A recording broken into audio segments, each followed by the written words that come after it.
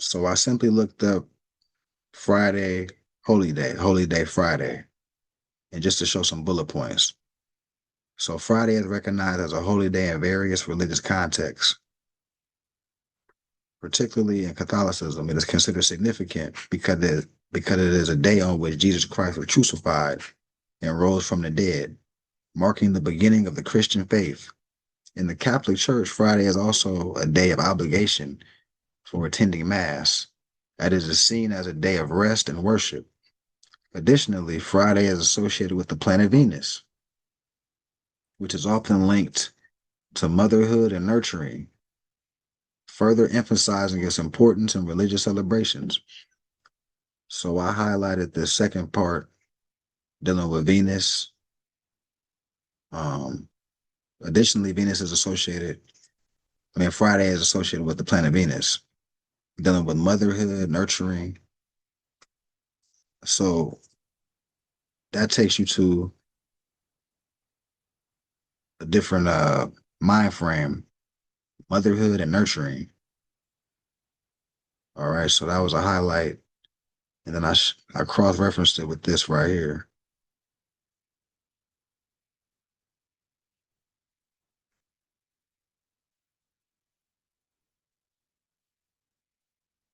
So I went to the essay by James E. Brunson, Unexpected Black Faces in Early Asia, just to bring them to a worldwide perspective, so they won't say, oh, that's just a Moorish indoctrination. So unexpected, and keep this Venus situation in your mind as I'm reading this. Unexpected black faces in early Asia. In ancient times, the Levant, Egypt, Minor, and Sydney served as an international road connecting Africa with Asia. Towards the end of the last ice age, a sophisticated and stratified culture of upper Paleolithic origins entered Asia. The Kemetic beginnings of this culture cannot be doubted. The archaic or ancient title used by the leaders of this cultural group have come down to us through time. The title shaman. The title shaman was derived from a Proto-Turkish word for magician, priest, sorcerer, which was Cam. Evidence demonstrates that Cam meant land of magic or sorcery. Cam, the ancient designation for Egypt, is the root word for alchemy and chemistry. These are terms that Professor John G. Jackson defines as applied magic. The North Asian shaman complex did not exist in a void, but culminated from the cultural exchanges between agricultural Southerners and the traditional Argarian hunters. All right, so when you go down to the pneumatic part where it says 1, 2, 3, 4, right here, there's some bullet points of the features or ways of life of these people. A ritualistic communication with spirits of the unseen world. A shaman drum, whose center of dissemination is believed to have been the Lake Bellico region. A snake, serpent, or dragon mythology. So the culture of our people, having snakes and on the pyramids and these things are in books referring to the snake is dealing with the Kundalini. I'm just throwing that in there, but I'm cross-referencing this. The snake is not found in, nor is it indigenous to North Asia.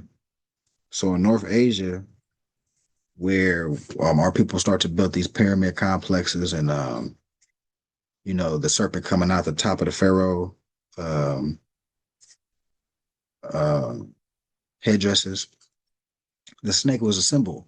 A symbolized activation of the pineal gland, but it was no snakes indigenous to some of these areas. So the author's highlighting this to show that this was a culture. This was, you had symbolisms within the culture. So a tiger, leopard, lion, or feline cult connected with initiation. And you're going to see later I'm gonna go into like when you talk about the Egyptian quote unquote Egyptian mystery systems, and they had different orders or whatever, sort of like fraternities, but it wasn't so corrupt. But that concept of having people that were on the same page and organizing, they had orders or clans of our people, and they might be calling the Dragon Society or the Leper Society. Even as far as back in the Olmec culture, I'm gonna connect that later. So the ability to extract and transform ore into functional metals. Oh, seven. This was my highlight, Venus. So remember we're talking about Venus. Um, first we go until Friday to being the holy day. We looked that up, and then it talks about Venus, Friday being associated with Venus, right?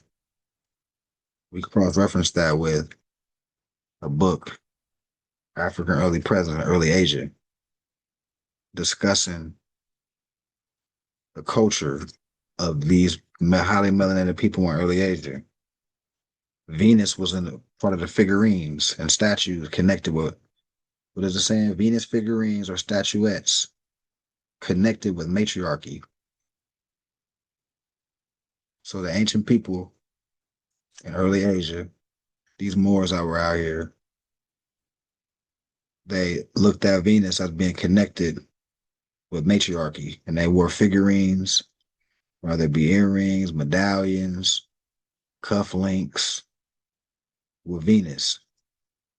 Because in the old world, Venus was associated with the matriarchy, right? This all tied back to the flag behind me, the green star. Why it's in the middle of our national flag. The five pillars associated to the star, right? Fertility. Now you connect that with the fez that's on there that you're wearing, the umbilical cord, the matriarchy. It tells a story. So I choose to get into this bag when I'm speaking to people. It seems it seems receptive. And then I'll get into, we're still talking about the holy day and our perspective on religion, dealing with the Moor. And I like to just quote unquote religion is really culture. But you gotta have fun when you lay out certain things. It becomes fun once you know that, you know how to package things for people. So I did not go into Friday. Why is it the holy day? Um, and it's a reinforcement because we read the Constitution and bylaws. So on Friday, especially in Genesis, for my Christian people, they understand that the sixth day man got clothed in flesh. They're familiar with Genesis, that on the sixth day. But on the sixth day, in Latin, it's Viernes. So man, I like to tie these things together for our Christian people. The sixth day man got clothed in flesh in Genesis. What's the sixth day? Friday. All right. Which is the day of Venus. Viernes is the day of Venus in Latin. Tie it together with the flag on what they're gonna ask, what's the green star about? Tie it all together for them. We're on the same page about honoring the sixth day that that man got made in flesh.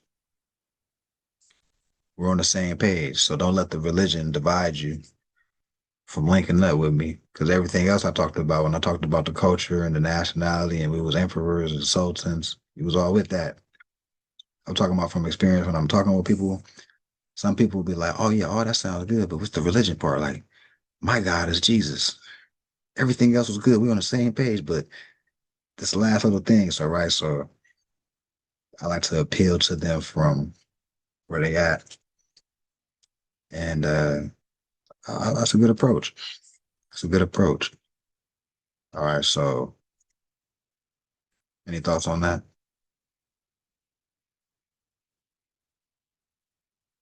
All right, so I'm recording this for, I'm gonna send this out to a couple people, and I wanted them to see this. So when you're dealing with nationality, of course, you're dealing with your bloodline. So when you do a simple Google search or any of our people that form these groups, Kemetic spirituality, Black Indians, Christians, Hebrew Israelites, Black Panthers, Nation of Islam. The common factor is all of our people are part of this. All of our people that have the same nationality are part of these groups. The conscious level is just a different level. All right, so all of them copper tone, yet none of them recognize or identify with their bloodline, nation of origin. They are only groups with members. Although they are all connected by common ancestors, they divide themselves by identifying with groups. As you can see in the pictures, there are various shades of brown, clearly the same people. What will it take to end the division between each group and unify by one free national name?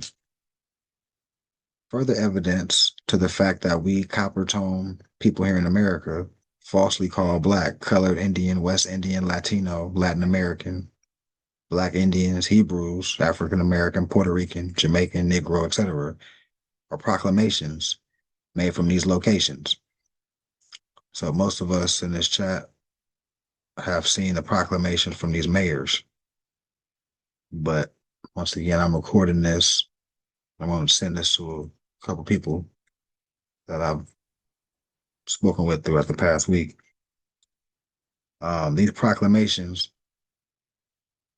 are in mayor's offices in maybe 10 different states, 10, 11 different states, the mayor's office. And I like to not only show this to people that may have interest in the paradigm, after I connected a couple other dots previous to help them understand about the Moors. I like to show documents like this to show that we're Aboriginal, indigenous to the land, that it's already been established. These documents you can get through Freedom of Information Act or requests, Freedom of Information requests. You can get certified copies of these proclamations, certified copies from the state that just reinforce the fact that Moors are Aboriginal and indigenous to North, Central, and South America.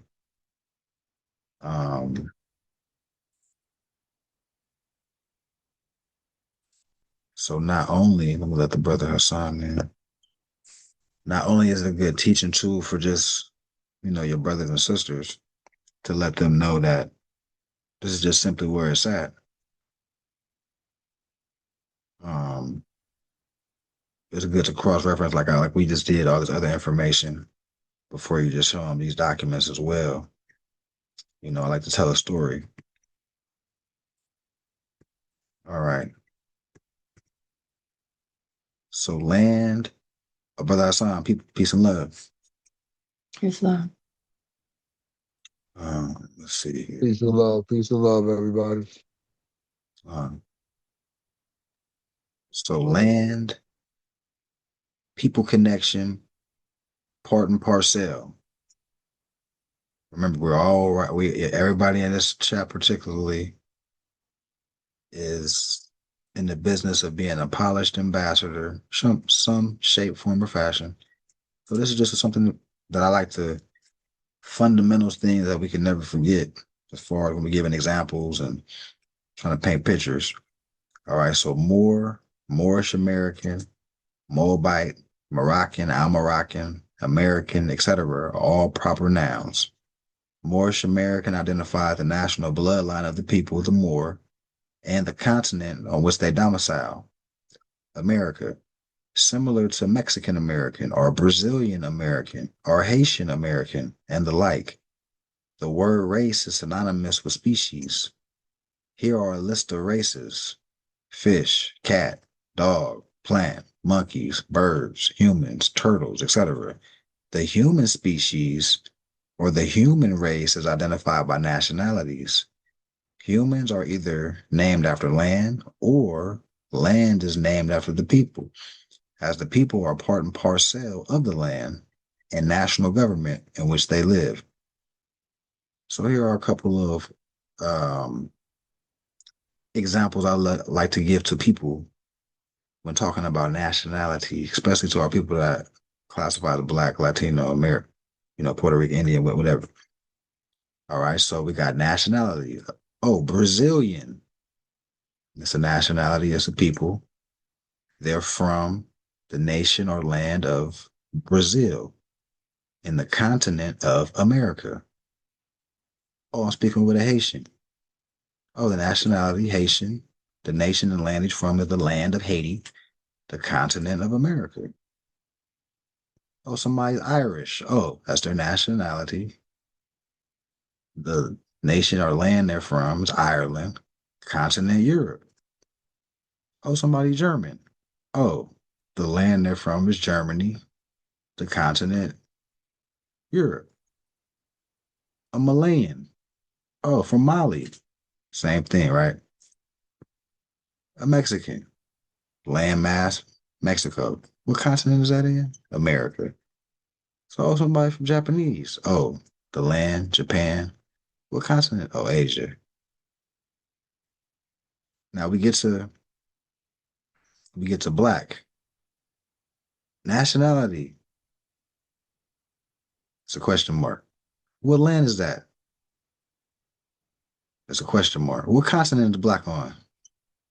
It's a question mark. White.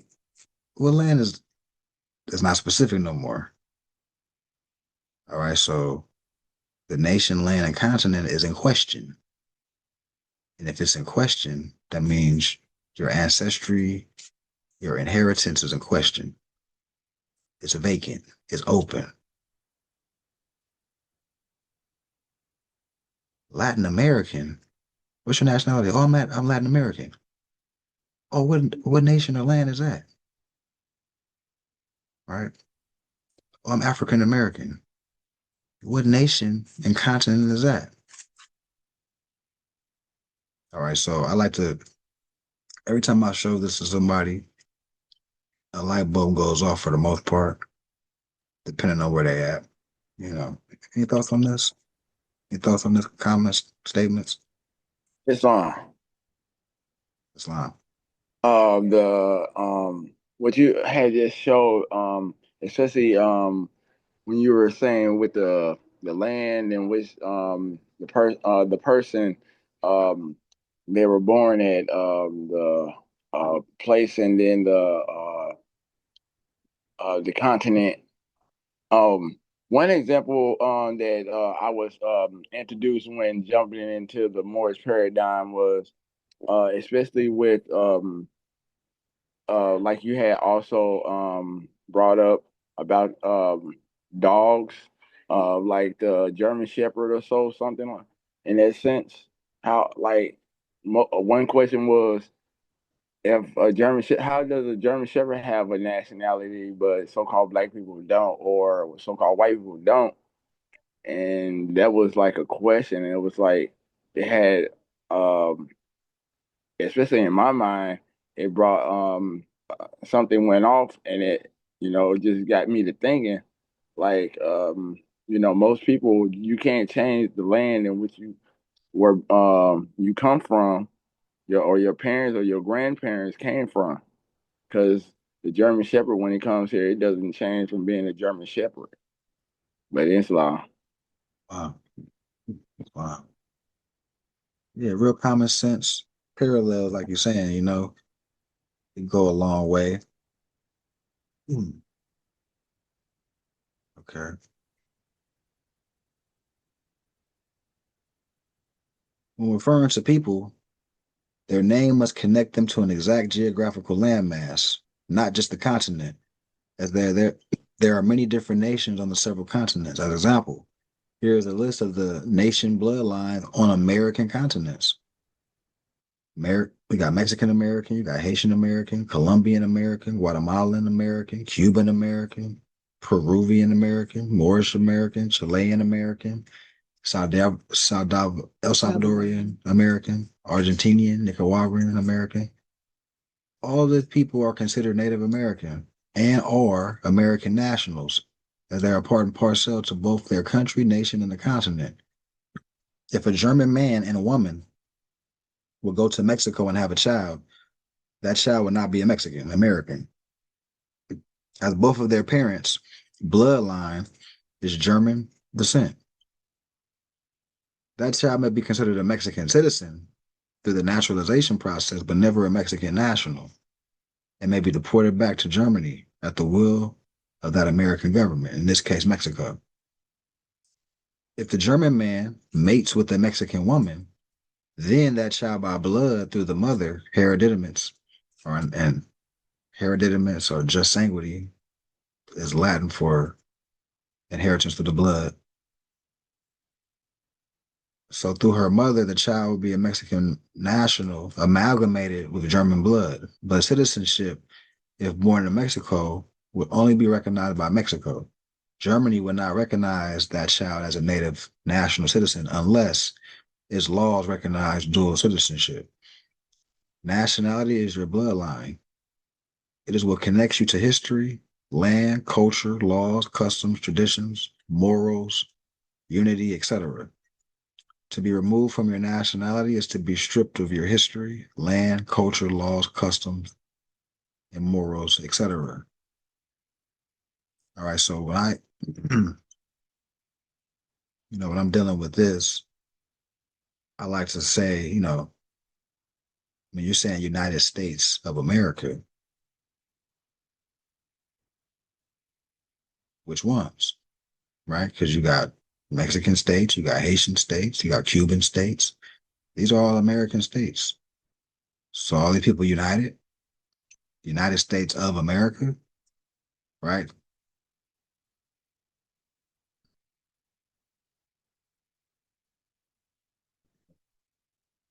The word tribe is synonymous with family. The many tribes united is what collectively comprises the nation. The family name is not the name of the nation itself. The tribal name is more of a unique family traditional name to identify different families with similar yet distinct cultural traditions, ceremonies, mannerisms, appearance, or even geographical land occupation within the natural borders of the nation, etc. A family may be distinguished from other tribes by what surrounds them, such as rivers, lakes, mountains, etc. A tribe to the left of a vast river may be distinguished itself from the family to the right of the river closer to the mountains, but still united, sharing the same culture, language, tradition, trade, gold, food, etc. They collectively comprise the nation, not individual tribes themselves. Below is an example of what the families identify as and what their collective nationality is. So I like to show people this because once again, we have our people that may know that they're Indian. I'm Cherokee, I'm from, you know, but when you break it down to let them know that's not the nationality, like your nationality is not Cherokee, you have to break it down for the people sometimes. Some people just, it don't click until they're aware, right? So Awiti, this is a tribe or a family clan from Brazil on the continent of America. And here's, we'll have to go through all of them, but we get the point. Toltec, Aztec, these are all tribes. Achi, Nanti, the Yura, Ananoita, Lenape, Arawak, Yamasee, Taino. All right, so you're not going to say, oh, if somebody asks you what's your nationality, you're not going to say Taino. You're not going to say Cherokee. But you might have been from one of these clans. And of course, if we're dealing with somebody that's saying they're Indian, we have tons of information to correct that narrative for them. All right, so we'll still keep all the stuff we know about that. Um, so America is two continents, not a country. The country in North America is the only listed without a national name, and its people without a nationality, who refer to themselves as colors, languages, and religion. The European colonizers have made fraudulent claims to the title American when in fact, they are from the continent of Europe, with nationalities and bloodlines such as French, Dutch, Polish, Irish, German, British, etc. The European colonizers have given this country a broad name to cause confusion, naming it the United States of America. Again, America is the continent, and there are many nation states on both continents, North and South America. Below is a list of the American states. So once again, we have Mexico, Brazil, Cuba, Peru, Argentina, Costa Rica, Dominican Republic, Haiti, Morocco, Trinidad and Tobago, Barbados. So here is a list of United American states whose national names start with the political phrase, the United States. After the term the United States of being a proposition, the nation is identified. Below, I have underlined the nation for auxiliary support. So for example, we have the United States of Brazil. We have the United States of Colombia, the United States of Morocco, the United States of Venezuela. All right, so all these are on American soil. So the United States of what is very specific. When you just say the United States of America, which ones? It's a bunch of them from North, Central, and South. All right, so that's why they made it so vague. That's why in these zones where people are classified as U.S. citizens, it's the black-white game being pressed so heavy. That's the agenda, to make it so general and vague, nothing specific. That's what democracy is about. Matter of fact, to be a U.S. citizen, you pretty much have to denationalize yourself, and you have to say, okay, I know what your culture is, but all that, but if you're gonna come in this system, you have to dumb it down and play by our rules. And we're not with all that nationality stuff. We're all one melting pot. You know, it's a new day and age. All that's old fashioned. This, come with the times. All that culture stuff is old. All right. All right, so let's continue here.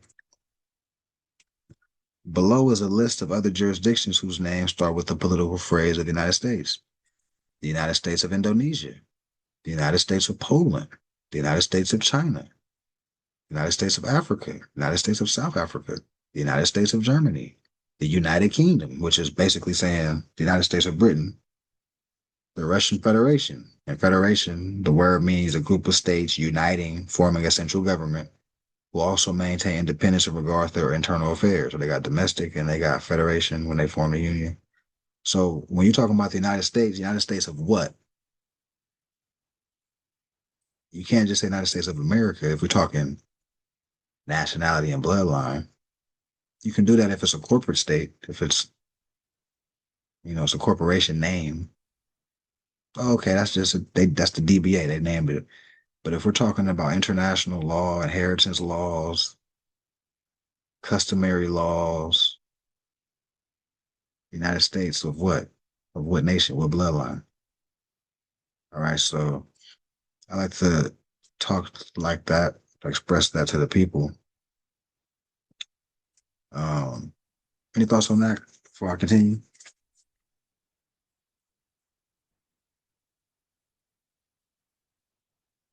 Okay. So Bureau of Indian Affairs, I like highlighting for our people, that prescribe or be Indian and just don't know better. So the Bureau of Indian Affairs comes out of the Office of Indian Affairs, which was set up by James Monroe under the War Department to force the native, denationalized Moorish tribes off their inherited estate and into secluded areas, leaving their land abandoned, providing mandate for the colonists to further escheat and contrive a state conversion. This land, contemporarily called America, was not nor ever has been in India. Thus, no Indian can ever take claim to land here. The name Indian is used to further disconnect us from the land.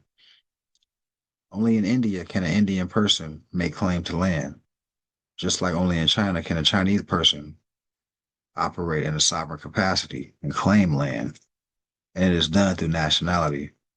The very idea of being accepted into a tribe and giving a tribal ID number violates the United Nations on the rights of indigenous people, rights to self-determination. The idea that one is not Aboriginal or indigenous unless it's accepted into a group and given a number violates the laws of nature, as we are who we are by bloodline, by lineage, by pedigree, by consanguinity or bloodline, by descent, by birth. In law, it's called jus sanguinis, which is Latin for right of blood. The tribal ID and number process is regarded as naturalization act, where an alien foreigner is clothed with the privileges as if he were national or native. The Bureau of Indian Affairs, like the NAACP, is a department of the United States Corporation Company. Therefore, again, violating the right to self-determination, as the United States is a foreign entity. The United States is a foreign for-profit corporation. See Title 28 of the USC Code, subsection 3002, 15A. United States made a corporation. Yeah, you can. Yeah, this is good. This is good for the people too that's new to the space, just highlighting this fact, because now you can lay the foundation of, oh, these are national governments, these are United States of something specific, and the United States is the only one being so vague, and now you can explain to them why. Oh, because they're a corporation. That's the only way it can make sense. And so anybody in this corporation or colony is being trained a certain way to keep this corporation booming. Right? Big business. So it is not a country, it's not a nation, it is not a government or a country or a nation. Therefore, it cannot and does not have human citizens. So all of the citizens are artificial fake persons. Considering we all have the power of free will, we can consent and agree to be an artificial person. We can agree to be a servant. We can agree to be a slave. All right, so I could pull this up. All right, so naturalization. So you got nationalize and you got naturalize. So naturalization is a process in which the sovereigns or the nationals accept a foreigner into their society, as long as the individual, through a series of tests, can prove allegiance to the free national government, as well as display knowledge of the law, customs, traditions, culture, and history of the sovereign society. Sovereignty is only gained through your nationality. Bloodline. This maxim is universal in nature. For example, if an Irishman who moves to or is born in Japan is not a Japanese national, but he may become a Japanese citizen through the naturalization process. If the Irishman has a child with a Japanese woman, then that child will then be considered a Japanese national by blood through his mother. In law, it's called jus sanguinis. Sovereign power may be delegated to a person, and in law, it can be expressed as delegation of authority. It clearly describes which power can be exercised by which individual or entity. You can see evidence of this in the three branches of government. Each branch is delegated with limited power and can only operate within the limit of its powers: judicial branch, executive branch, and the legislative branch. In the laws of nationhood and statesmanship, there are several statutes, the first being national, the second being naturalized citizen, the third being alien or foreigner. The last is subject, as stated before, being national, corrects your political status. All right, so, and all, by the way, these definitions are from the Black's Law Dictionary, 4th edition. So naturalization, the act of adopting a foreigner and clothing him with privileges of a native citizen.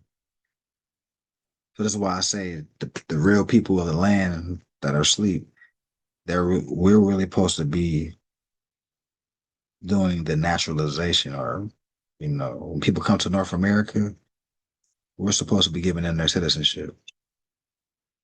But the nation is inactive to that degree. So the corporation has people naturalizing under the 14th Amendment. All right, so naturalize, to confer citizenship upon an alien, to make a foreigner the same in respect to rights and privileges as if he were a native citizen. So back to the allegiance. One who, being an alien by birth, has received citizenship under the laws of the state or nation. Considering one particular tribe does not speak for the entire nation, to include that fact, that is clearly stated in the Constitution, Article 1, Section 10, that states cannot enter into treaties. Therefore, any agreement between any so-called Indians and any state is a commercial contract and is not an international document, regardless if the word Indian tribe, tribal trust, indigenous, aboriginal, or the word treaty is used. Again, the United States is a corporation company. Therefore, it cannot deal with commerce, not international affairs, and any agency, group, etc. that deal with them is dealing with commerce. And if they are dealing with human affairs in that contract, it is human trafficking. Humans are not the subject of commerce, and neither is land. Land can only be transferred by hereditaments, not sold, or it can be rented out. So, like when we were at the college, we lightweight went into this space as far as, first the illustrious culture. So you have something to compare to versus what they've been telling you about the whole you the slave guy narrative. Comprehend that. Now understand about the Moors, not just in Spain. That's the most commercial story, but the whole world. Once you comprehend that, now it's the organization part, in real time, which changes your political status. So that's the area that was insightful for the students. They didn't understand that the nationality was connected to a political status. And then we went into minority, breaking that down. And I phrased the question to him. I'm like, does anybody in here have an unsound mind? Or anybody in here feel that they're incompetent to handle their own affairs? Right? So now they looking at the word minority different. So and it's gonna be a part two. When I go back there, I'm probably going to these proclamations from the mayor's offices to lay the foundation of the rights of indigenous people, which is the OAS. I'm going to introduce them to the Organization of American States and show them the document of the rights of indigenous people. Now that they comprehend that they are indigenous, now we can move forward in their scope of understanding what this is about as well. Brother Hassan. Islam, Mafi. So, were the students were they intrigued by the information, or were they asking questions, or did it seem like some of them were touched by the information that you were providing for them? Yeah. Like I said, they were saying we were professional. They were saying it was empowering. That was a couple statements I got. They had some people ask, are we like the Hebrew Israelites? Some people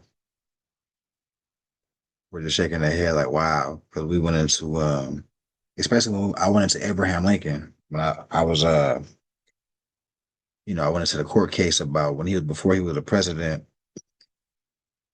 He was a lawyer, or a bar member. And William Dungy case, and on the record, he was saying, like, my client is a Moor. It may be a crime to be a Negro. It's not a crime to have dark skin. Um, he's a Moor. So most of the students were familiar with Abraham Lincoln.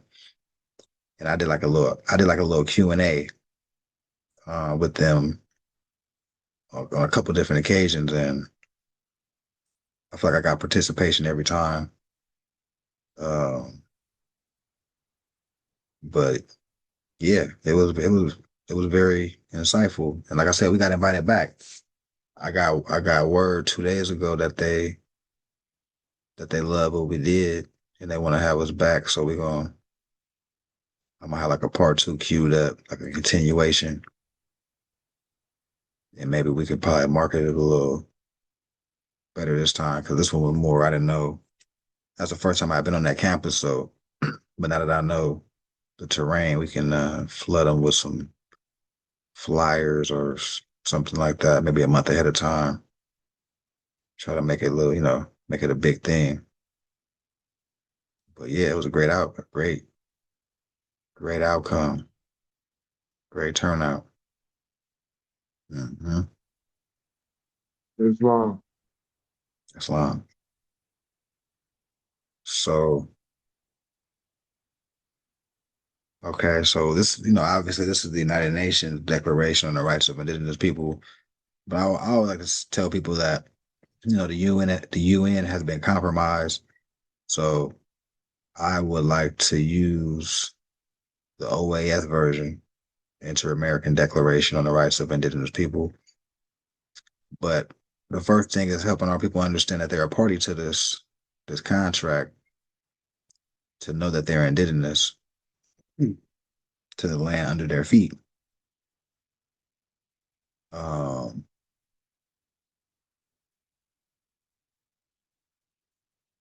me continue with another one. So,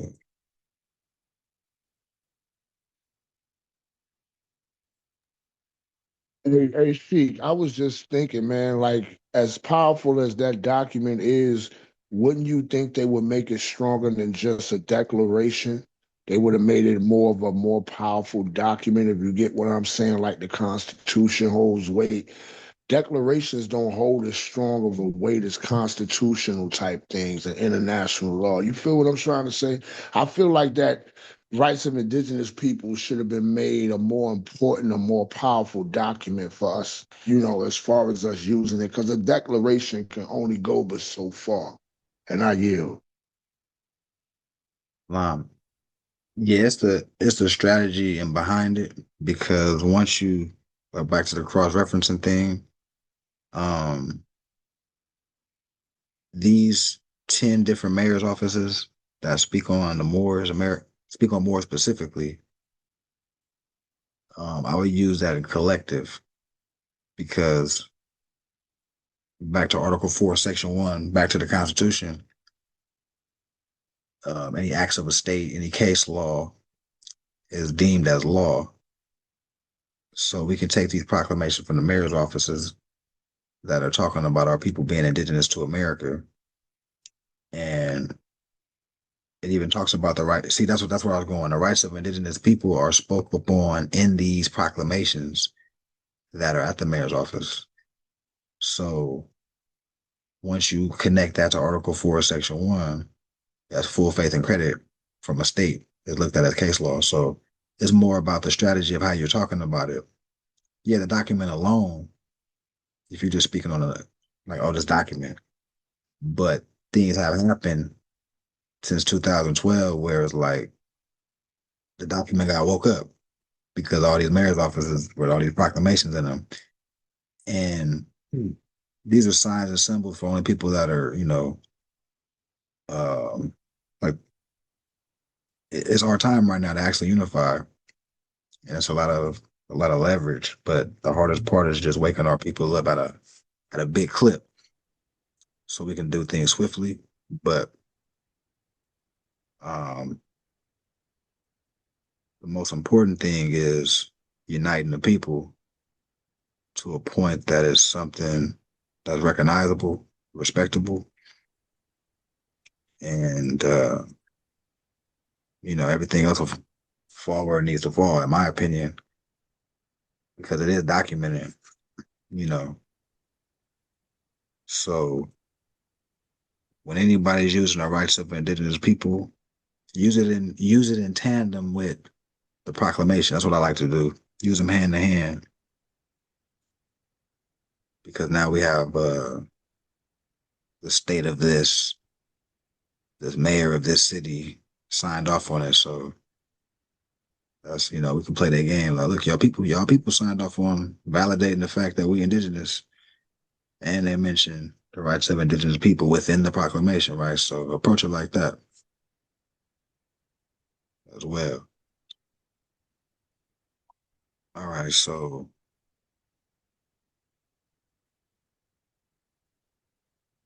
the Algonquins were a confederation. So back to this tribe thing, like, you know, you're not going to be the Cherokee Nation or the Seminole Nation, but these are all tribes of Moors, though. All right, so confederation or a group of political tribes of people who were descendants of Moors and were labeled collectively and incorrectly as Indians. The Iroquois is another confederation. The Algonquin tribes were representative of those below the Mason-Dixon line, south and southwest. The Iroquois of those north and east. The reconstructed history most commonly refers to only 5 tribes, that they try to say the 5 civilized tribes. Yet the confederations represented many tribes, 30 or more in each confederation. Those who fought to the end against the colonists were placed on a reservation by force, or some died in battle to the end. According to William Katz, who wrote the book Black Indians, he says during the interview that there was no difference and they were not able to separate them, the Negro from the Indian, as a people. And this is a quote from Are You in Denial? Are You in Denial of Your Ancestry? Pages 14 and 15. So, these type of books written by PhD authors that are, some of them be out beyond sometime. They just simply telling the truth about, the black guy that I'm talking to, doesn't understand that he was really the Indian, the Native American, and he's really the Moor before he was the Indian. There are tons of books that corroborate this from out beyond authors. Here's one of them. So back to them calling us professional, the program director, that's what it is. It's a professional, intelligent, scholarly way of just getting the information out. It's not too many people doing that. That's the problem. See, if we have more people doing that, we will create a different outcome, and it's simply just linking up with people, simply linking up with different institutions that got, a big constituency, and just touching minds. Because eventually, confederations first tribes and clans get formed, alliances. And then we, do our domestic work in our general area. And then we linking up with other people that may be active in another area, and we bring it all together and form confederations. These type of philosophies are ancient. This mind state is an ancient mind frame. And you're constantly thinking about linking up, constantly thinking about getting people up to speed to link up. Working with people that know who they are already and create adept situations. Like I said, I was invited to the Khalifa Council by Elder Moore. Now I'm tapped into a whole network. The Khalifa Council, I'm a member, but also based on that meeting, that's where I met the mayor of Sun Village. And now we've been in communication, so now I'm a councilman of Sun Village. But all that momentum came from the fact that I was invited by the Elder Moore. And he ain't going to invite me unless it was actually activity or a consistency that he's seen over the years from me. So all these things are connected. It starts with action, consistency, and something's gonna happen. It might not be out of overnight where we just back to where we were sultans and all that, but you gotta start from somewhere. And it all starts with, being competent, having conviction, being consistent. Um, Everybody's different, but you know, it's gonna happen. Um, okay. If you are still in denial that we are not Indians, I urge you to pay attention to the language used in George Washington's letter when addressing the Sultan of Morocco, as well as the language used in the Treaty of 1786, 1787, 1863 between Morocco and the Europeans. Compare these things to the treaties made by so-called Indians, which were all made when we were in an inferior denationalized position. Most treaties made by the so-called Indians do not predate the 1700s. Now, this is another bullet point that I stress when we're talking to our people that are, identified as being Indian, or just people that don't identify as being Indian, just what an Indian truly is, that it's somebody that looks like black, Negro, and color today. Understand that, you know, so all these Indian treaties in the 1800s, when we start looking at the Moorish paradigm, we're looking at 1780s, even as late as 1863, actually, but that was a revision of a treaty in 1786, right? This got revised. When you're talking with the people, open up the document, the Sultan, George Washington letter to the Sultan of Morocco. Let them see that. Read it to them. Everybody here is pretty familiar with that, I would imagine. But between that document and the actual treaty, you'll let them hear George Washington. You'll let them see George Washington in a different light. Your Majesty, thank you. We just started as a nation. We have nothing to offer at the moment. I know we missed a couple of rent payments or tribute payments, but stall us out. Things are getting better. Just give us a chance. Thank you for allowing us to be an attachment of your imperial majesty to your government here in America. All right, so the general public is not aware of these documents that they can get from the Library of Congress certified. Right, this really happened. So, it's a lot of information, but just organize it and arrange it. And you giving baby demonstrations to people, when you talking to them. If you see people of interest, funnel them to that we exist. If you don't got time to talk to them in length, send them to me, because I can have a demonstration with them, invite them to the Sunday platform. But I can always link up with people. If y'all, for the more that's in different territories, we can do demonstrations on Zoom, projector. We can, by any means necessary, we can do this. All right, so let's go into a couple treaties, Indian treaties. And we just went into the Bureau of Indian Affairs. All right, so this one is a treaty with the Blackfeet, Sioux. This is the 1865 treaty. So Article 1 of that treaty, it says the Blackfeet Band of Dakota or Sioux Indians represented in council hereby acknowledge themselves to be subject to the exclusive jurisdiction and authority of the United States. So off top, they're saying, look, we U.S. citizens, anything, we're under the jurisdiction of the United States. That's the lingo in Indian treaty. Now you want to distinguish these treaties with the Moorish treaties with the United States. And the Moorish treaties, it's understood that we had an imperial majesty. it's understood that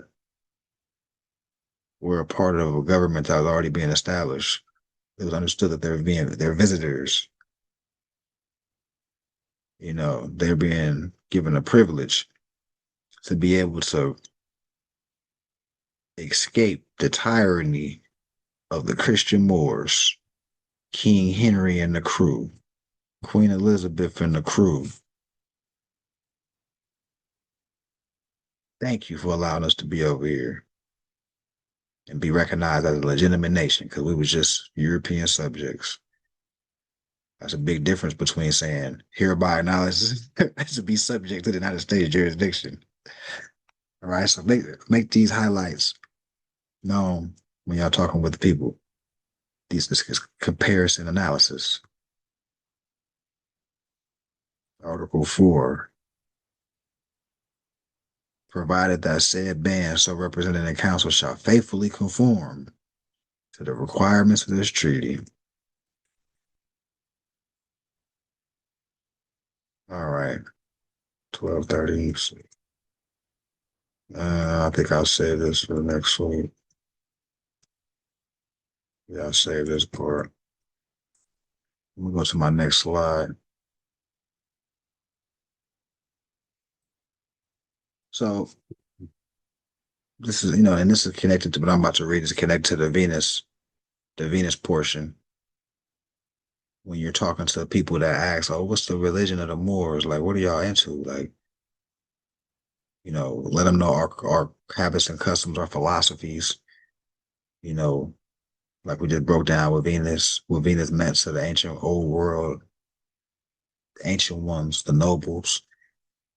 We understood it important to the matriarch, dealing with fertility, dealing with inheritance, dealing with having families, dynasties, generational wealth, generational intelligence. So woman, beside every great man stands an even greater woman. Most of the time when scholars are referencing history, it is always from the king's perspective, because we wage war. As men, we are more aggressive in nature and naturally took charge of the war aspect. But the queen actually ran the country, kingdom, empire, nation, state, household, family, etc. We didn't even go to war without her consent. Aggression does not mean dominance. It is a male's instinct to do the bidding of women. It just so happens most men will not admit that, mainly due to Eurocentric thinking and lack of self-awareness. Most, if not all, problems women face today are due to the European Christian crusades and suppression. As if one were to read on ancient Olmec or Kemetic civilization, before the rise of the European nations, the governments of the world and our homes, etc., are in fact matriarch. This is one of the reasons why the bulk of the ancient deities or goddesses are women, although male images are present, as we always comprehend the balance of nature, the masculine and feminine principles.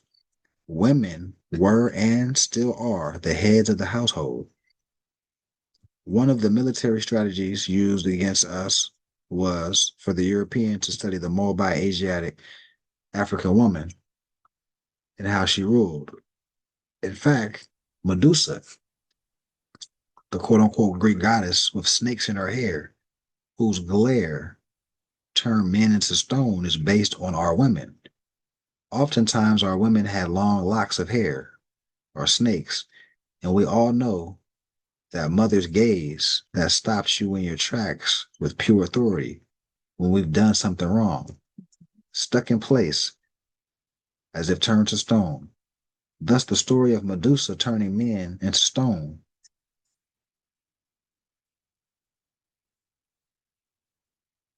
is based on the power of the great and ancient Moabite Asiatic African woman. Great power exists in women, there is no doubt. Women are genetically superior to men, thus the reason they develop and mature faster than us. There can be no doubt that women are the first, the creator, and the all. as we all come through her to get to this plane of existence. This is why the symbol of the Ankh is so venerated in our ancient civilizations. The top of the Ankh represents the womb of woman, where she begins to develop the most perfect structure, without the rasp of a saw nor the pounding of a hammer, yet the perfect temple was created, the body of man. She is the master mason, the grand architect of the universe. The left and right side of the Ankh represents the ovaries, the seed of life, and the long end represent the birth canal, where the raging waters of Num, or mothers, flow, and thus Atum, or the son, is born and gives name to all things. Thus, mother and son is masonry. This principle of mother being the all had to be suppressed in order to control our society, as the mother holds all the eggs and the yet unborn in her. Thus, you suppress her, you suppress the nation. To suppress her, the ancient trinity of mother, father, and son was replaced by the European Christian self-centered clergy as Father, Son, and the Holy Ghost, thus removing her from her rightful position and placing the entire family and nation out of harmony with nature. The only way to get to her, us through her natural protector, thus our men are being emasculated.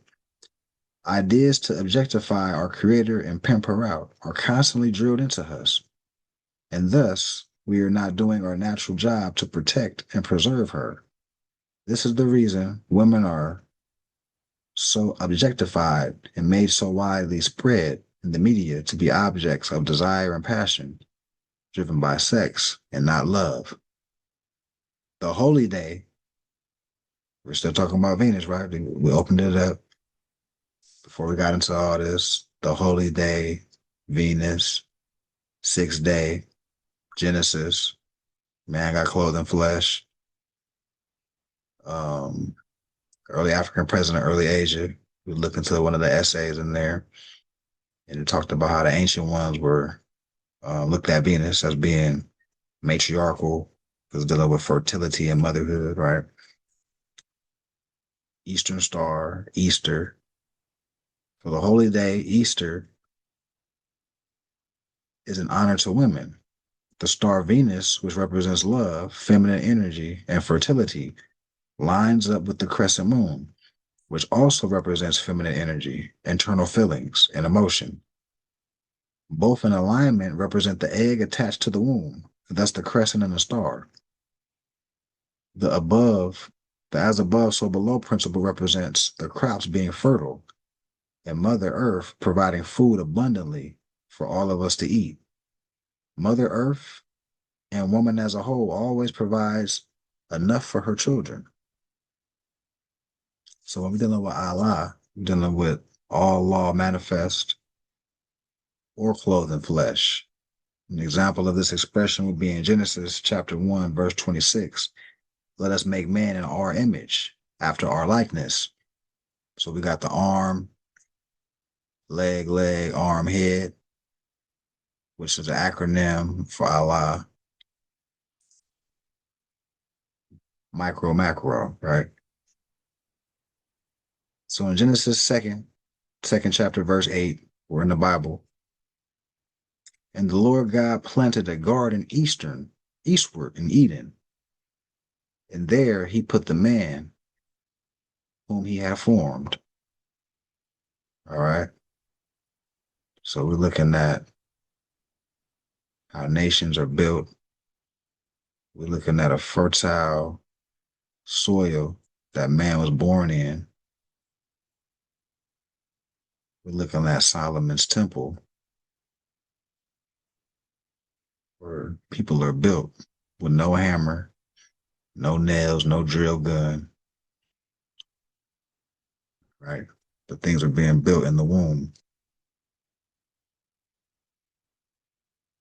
So the burning witches of Salem, keep in mind the word witch means wise woman, and Salem is Salam, which means peace, or Islam, was the burning of our wise women of peace, Yet another example of the European crusade, murder, and suppress of our wise women of peace.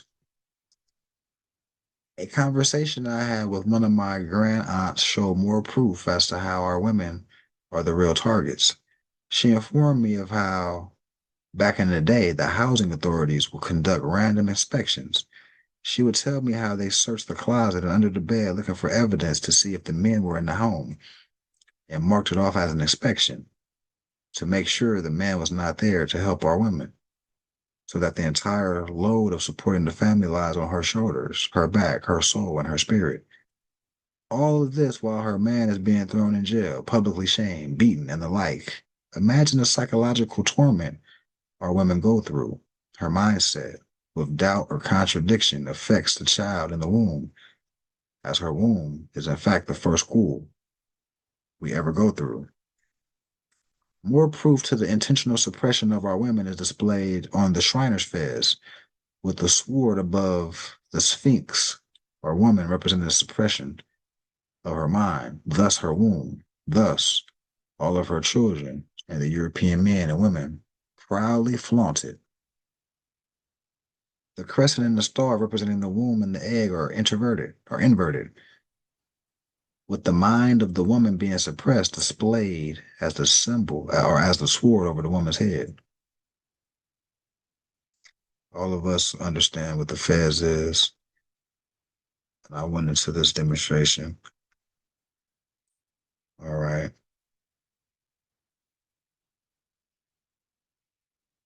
Everybody knows this. So Masonry is a system of disciplined learning.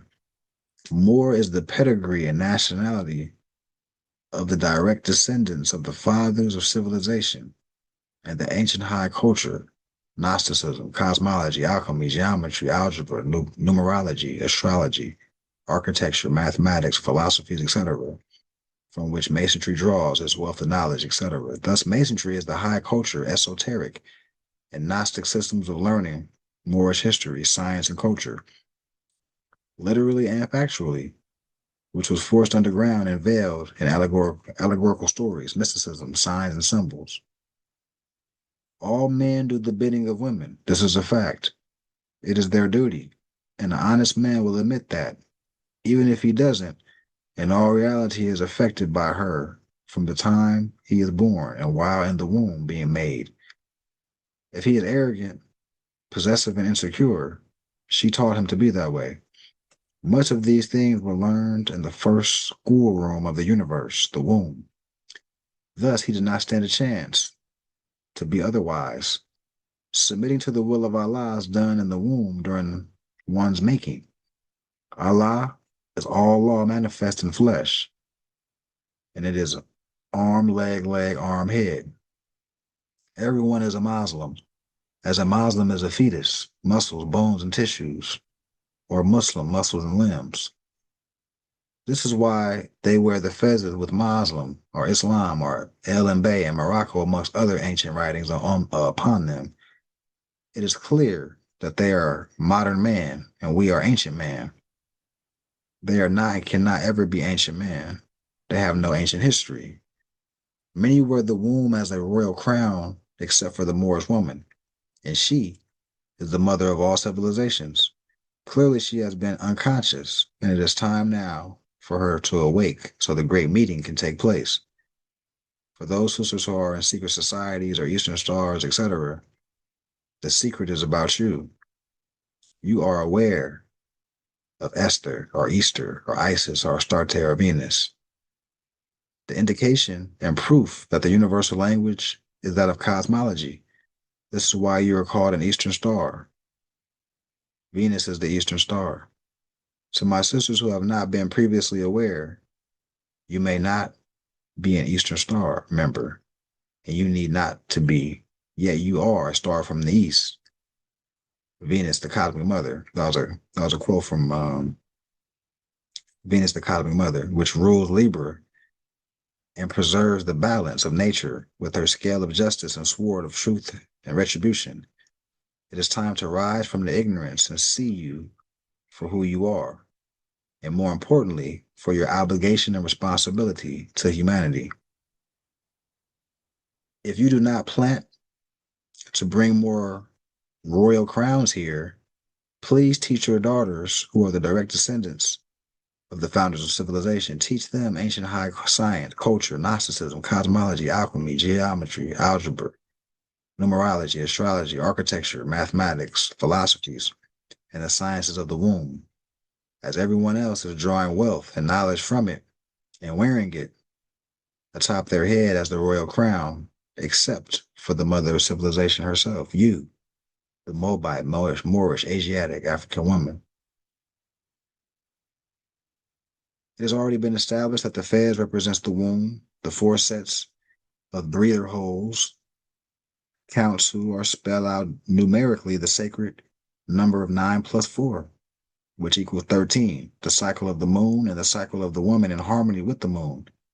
The white of the Fez represents the moon, and the gold tassel, the sun, and 360 degrees of knowledge aspired to upon the earth plane. Thus, the white Fez represents purity, symbolic of the womb. The Moabite nation flag, the matriarch, is the white with the gold crescent and star. The crescent represents the mother and child, the mother cradling the child, more specifically, the mother and son, as she can easily duplicate herself. But to transform a female egg into a male sperm is the miracle. Thus, she has created the miracle son, the prodigal son from her womb. Okay. Any thoughts, comments on this?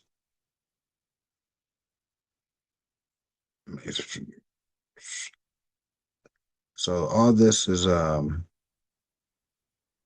measure that I will go into when somebody's talking about, the culture of the Moors. What's our perspective on that? And the examples that I would give will show people like the picture of the man in the lodge and the signs and symbols on these fezzes, on why they wearing feathers in the first place, who wore these feathers anciently, you know, the signs and Hey, symbols. peace, man. It's not, yeah, go ahead, Trejo. Uh, I had a question. So, what definition do you guys like? Would it be referred to? Because I heard the part about like the witch, and I was wondering, like, are you? Because a lot of witches, like when I hear witch, like that's usually for me, like understanding that it was, you have people that try to go by the Most High, way of life.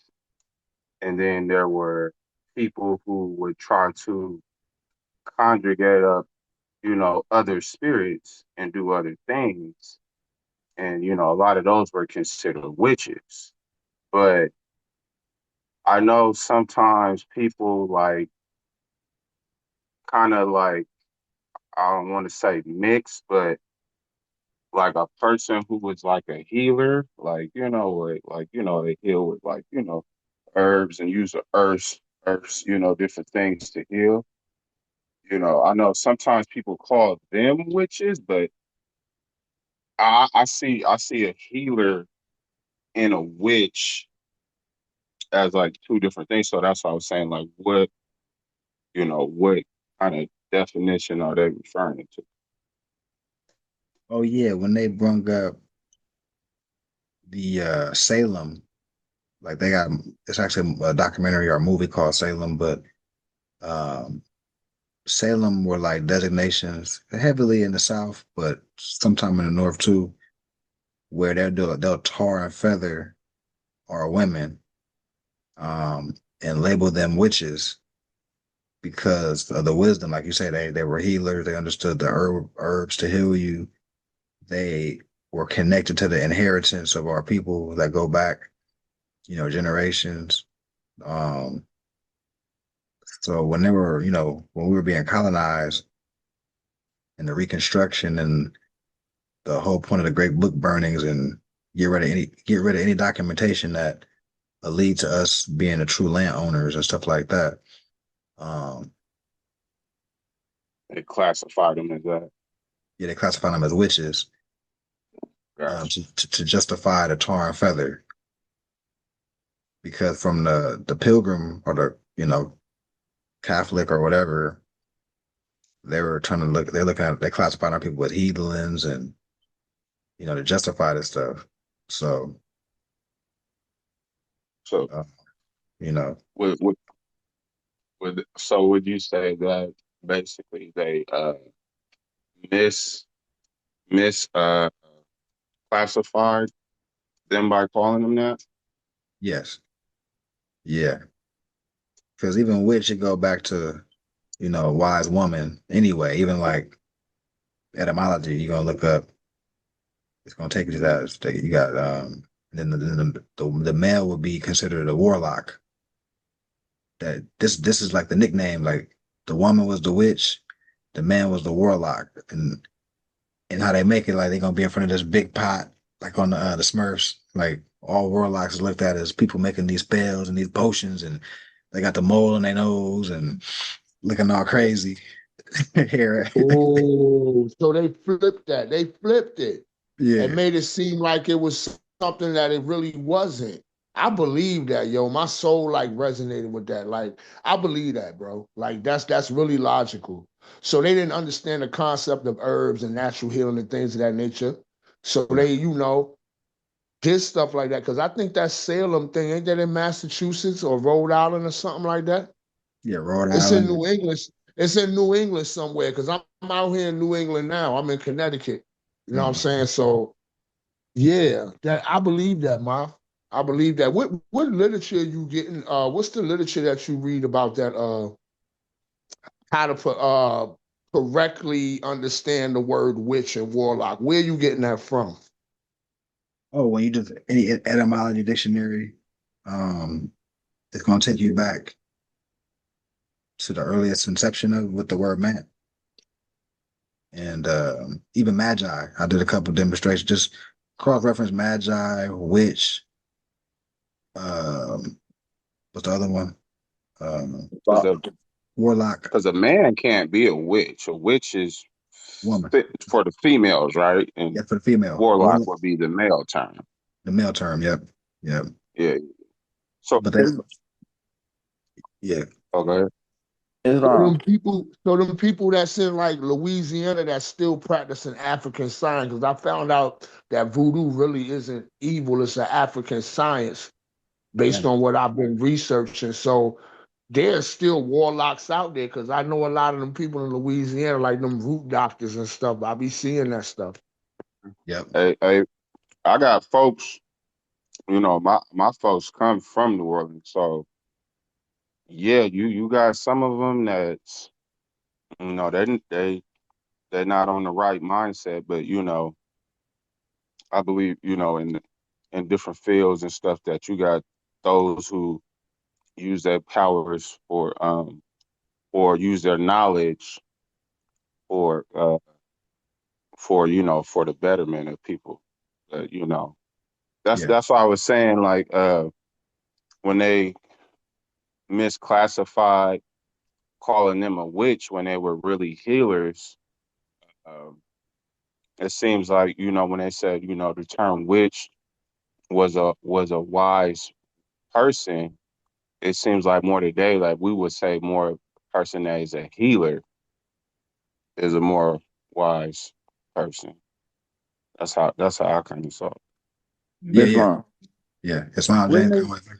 wouldn't this go back to like even when you spoke on the serpent people and those people of high science, in which when you got it up around Salem and all that, there was people that was also still uh, practicing those high sciences, in which the church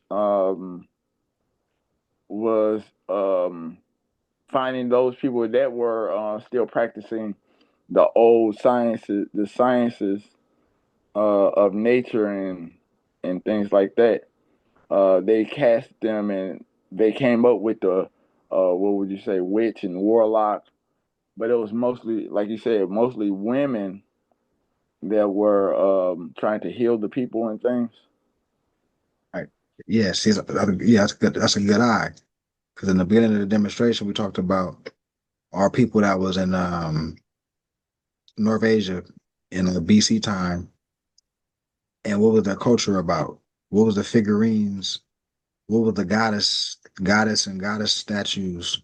And they a lot of Venus figurines, right? A lot of back to understanding fertility. And they call them shaman, right? In the book, there was like a lot of our people were labeled shaman, and we already know, shamans people, dealing with herb, and herbal doctors. They can give you remedy and prescribe certain doses of holistic medicine. And they have knowledge on that, right? So, this was medicine before modern medicine. The Tylenol and the medicine that the doctor going to prescribe to you today is totally different from the holistic space.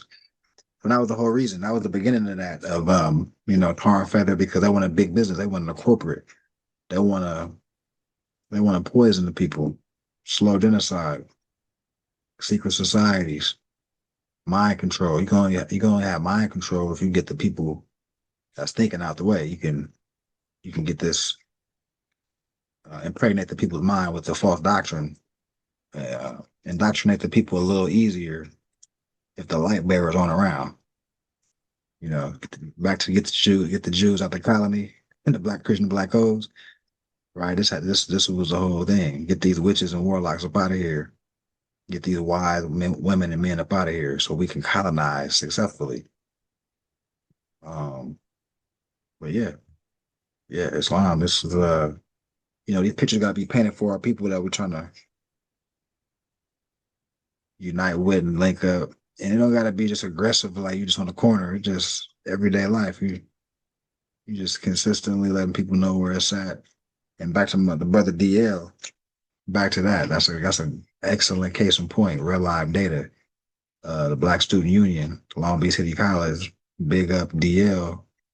I eat on the campus with the Fez and Turban for the past 2 years, and they've seen him more. They said his character is good and he represents the organization well. So by the time we pulled up, we was received, based on the more, right? So we can still be wise men and wise women today. We can set a demonstration of that today, and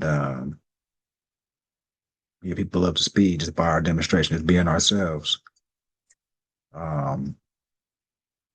Any other thoughts, comments before I go to the next slide? Where was I?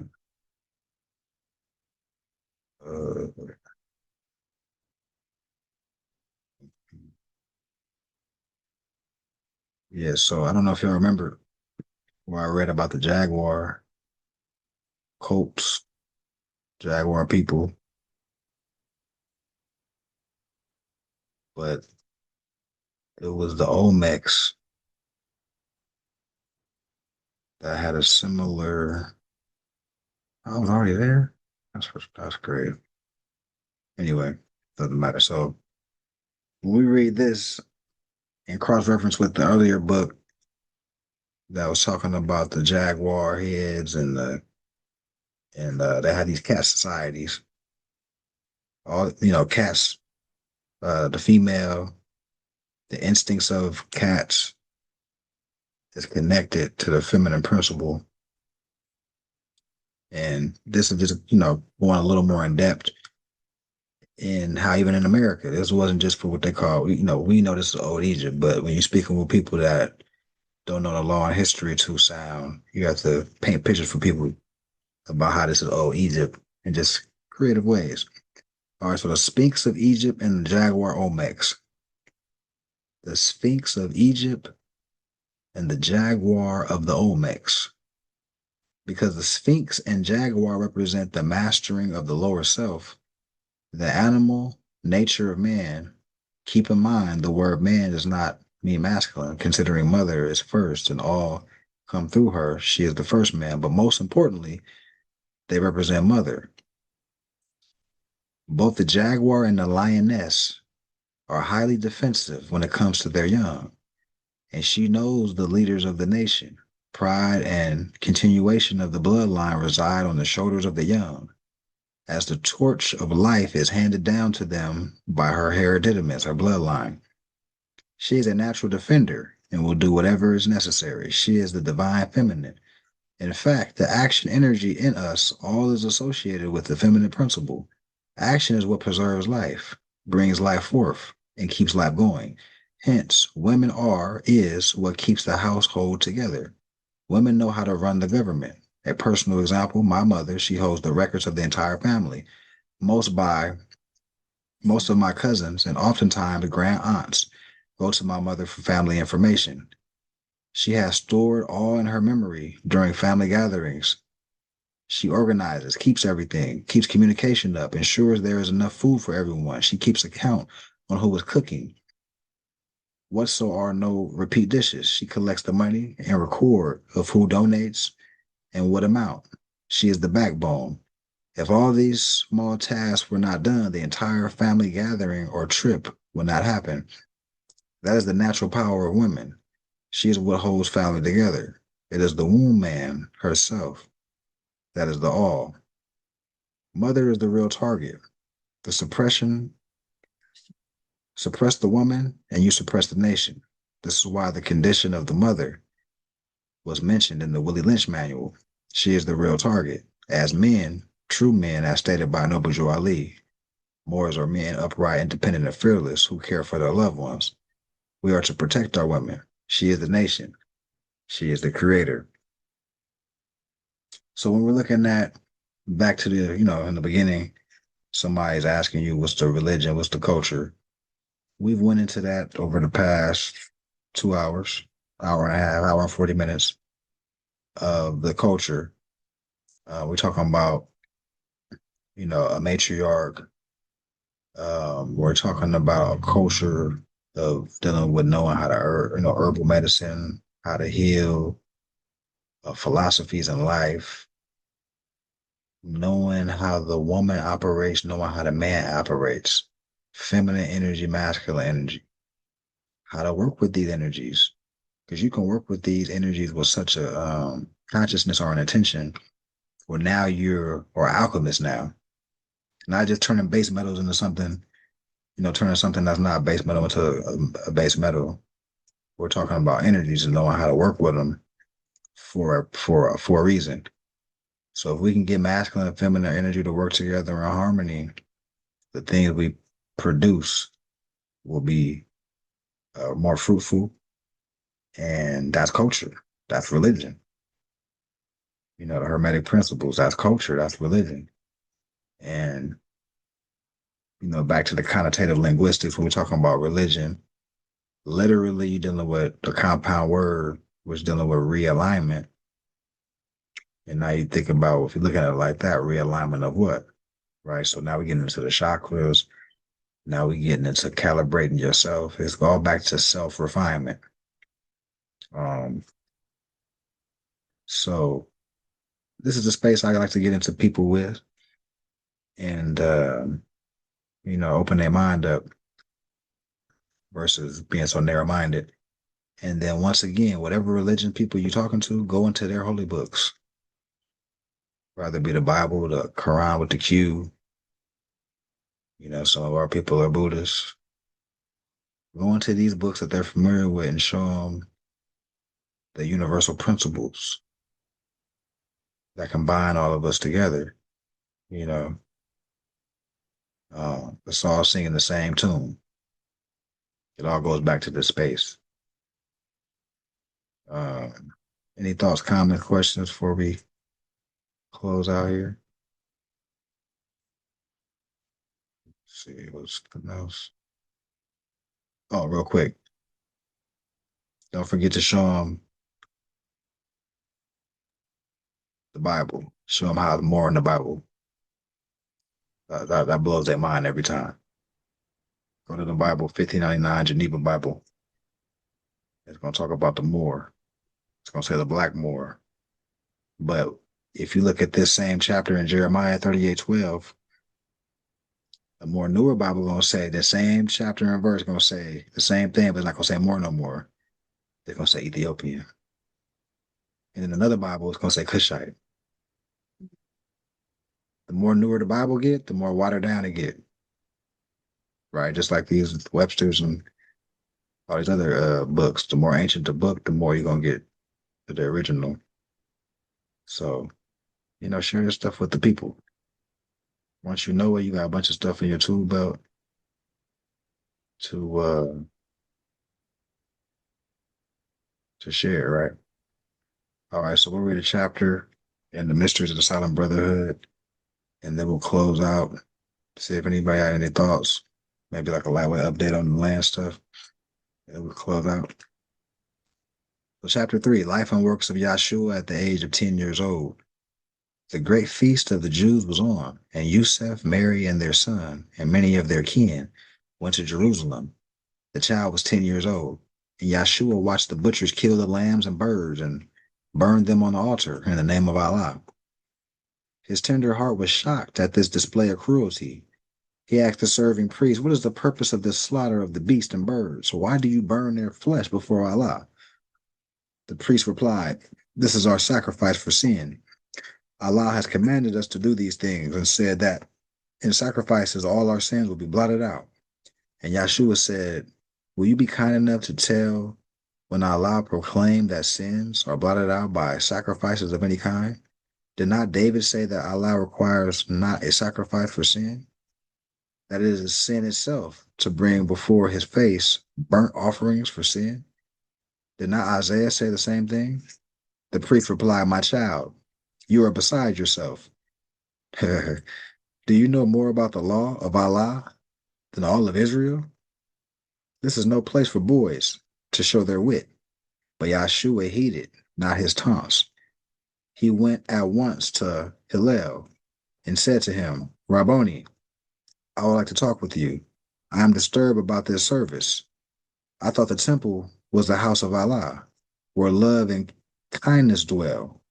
Do you not hear the bleating of those lambs? The pleading of those doves that men are killing over there? Do you not smell the awful stench of burning flesh? Can you be kind and just and still be filled with cruelty? And Allah takes the delight in burning flesh and blood is not Allah of love. He is not of my Father. And I want to find the Allah of love. And you, my master, you are wise, and surely you can tell me where to find the Allah of love." But Hillel could not give an answer to the child. His heart was stirred with sympathy. He called the child to him. He said he laid his hand upon his head and wept. He said, "There is an Allah of love, and you shall come with me, and hand in hand we will go forth and find Allah of love." And Yahshua said, "Why need we go? I thought Allah is everywhere. Can we not purify our hearts and drive out cruelty and every wicked thought and make a temple where Allah of love can dwell?" The master of the great courts felt as though he was himself a child, and that before him stood the master of all the laws. He said within himself, "This child is surely a prophet sent of Allah." Then Hillel sought the parents of the child and asked that Yahshua might abide with him and learn the precepts of the law and all the lessons of the temple. His parent gave consent, and Yahshua did abide in the temple every day. And every day the master learned from Yahshua many lessons of higher life. And the child remained in the temple of Hillel for a year, and then returned to his home in Nazareth. And there he wrought with Yusuf as a comforter. All right, so these principles, these tests Yahshua is continually passing, he's seeing things that is not adding up to his measuring stick of what, love is about.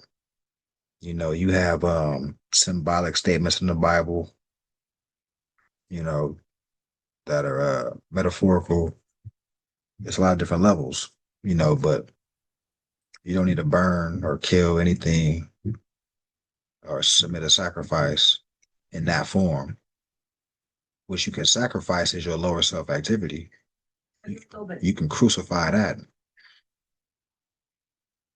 and let that be your sacrifice. You're paying homage. Because now your actions are just different now. You're moving different, more high vibrational. So you killed off, you crucified that.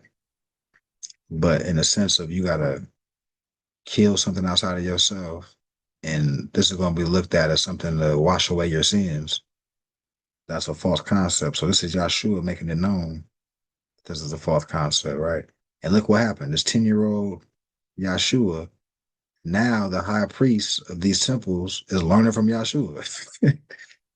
You see, he's taking a tour with him, getting the lessons of higher life. So this is this prodigy, right? Any thoughts on this before we close out? Close out in prayer here.